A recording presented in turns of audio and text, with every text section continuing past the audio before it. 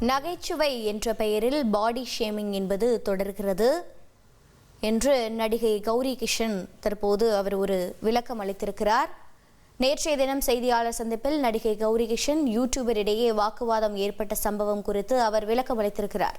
இது பற்றிய விவரங்களை தர இணைகிறார் செய்தியாளர் ராஜா. ராஜா வணக்கம். நடிகை கௌரி கிஷன் என்ன விளக்கம் அளித்திருக்கிறார்?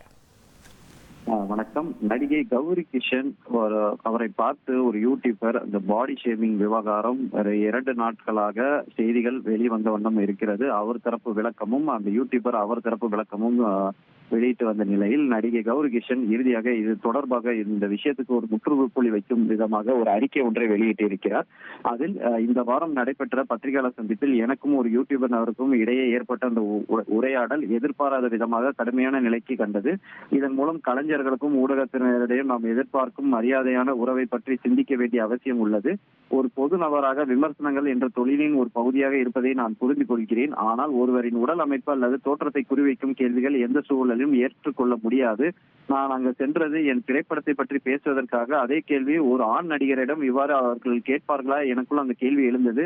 அந்த தருணத்தில் உறுதியுடன் நின்று என் கடமை என நினைக்கிறேன். இது எனக்காக மட்டுமல்ல, இது போன்ற அனுபவங்களை சந்தித்த அனைவருக்கும் ஆனது. பாடி ஷேமிங் நகைச்சுவை என்ற பெயரில் இன்னும் தொடர்கிறது. நம்மை தவறாக நடத்துவதற்காக உணரும் போது அதை குறித்து வெளிப்படையாக பேசுவது முக்கியம். இதை நிறுத்தும் முயற்சியில் நாம் ஒற்றுமையாக இருக்க வேண்டும். அதே சமயம் சம்பந்தப்பட்ட நபரை குறிவைத்தோ அல்லது தாக்க வேண்டாம் என்றும் கௌரி கிஷன் கேட்டுக்கொண்டுள்ளார்.